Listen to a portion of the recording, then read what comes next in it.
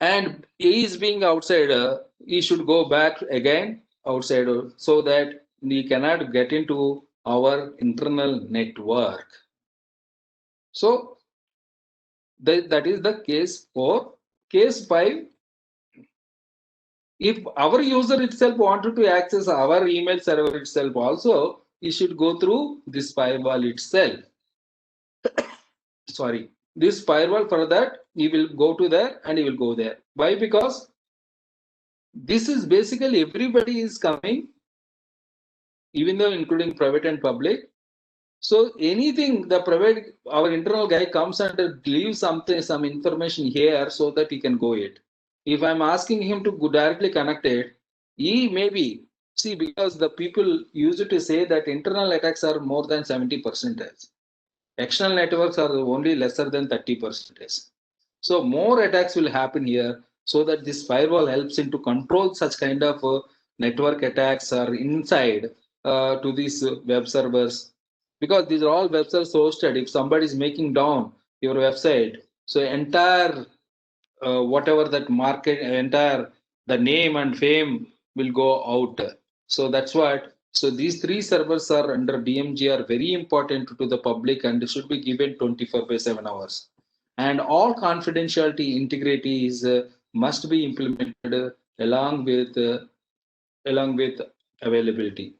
So this is where your network architecture, when you are a home user also similarly, you can go to your access point to your boundary router and go to the internet and access the things. But why it is not, why whether we can consider a firewall or not, this is one of the chat box. Whether, yes, you look into that, whether the information when you are part of organization, when you are part of individual, if you are definitely, we are human beings, so definitely we'll mix it up at some time, some weakness time. Even though how much controlled process are available within organization, sometimes the human error would be definitely takes over than whatever the your controlled environment. So that is where uh, you need to implement this firewall system, because most of the Wi-Fi devices are having uh, filtering devices, at least filtering devices on MAC address. Now coming to MAC address, what is that MAC address? So all this communication is should be happen and can be happen only because of three. There are two types of addresses associated with the computer system. Computers never understand what is the www.cdac.in, google.com, hotmail.com. They never understand such kind of names. So they only understand only bits and bytes, only exceptional bits because of one zeros. So that is where MAC address, uh, IP address, which is designed in such a way that, so the addressing system is must to transfer the packets from one system to another system.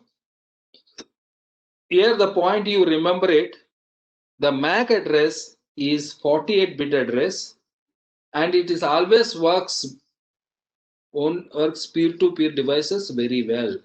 Here peer-to-peer devices in the sense, so these two devices are peer-to-peer devices, and these two devices are peer-to-peer devices, as like these two devices, and these two devices are peer devices, but these two are not peer devices. These two are not peer devices. So the peer-to-peer devices always makes their transaction through MAC address. Second point, MAC address also called physical address. Third point, MAC address also called hardware address. So there is no confusion. If somebody is calling hardware sometimes, somebody is calling physical sometimes, somebody is calling MAC address, they are all one and the same. Okay, this is the 48-bit. The first 24-bit is with respect to the organization OUI number, where suppose let's say Cisco is developing these network cards, the Cisco unique number would be the first 24-bit. The remaining 24-bit is starts from 1 to, let's say for example 1 to as much as 2 power 24 kind of a unique network cards can be deleted. Why it is called hardware address? Because it would be given to, embedded into your network address, so that is also called network card, NIC card. That is an hardware, so that's what called it is a hardware address. Physical address is the physical. You are attaching, because you can recognize your MAC address very easily. So because of the NIC card.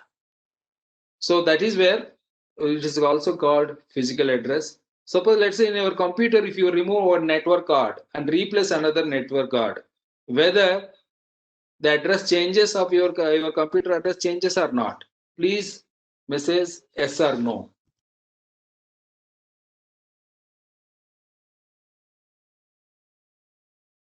in chat box.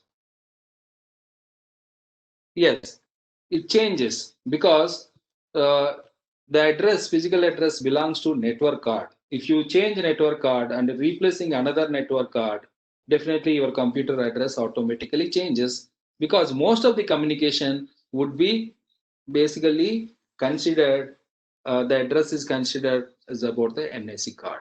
So first of all, you learned about MAC address. It is a 48-bit.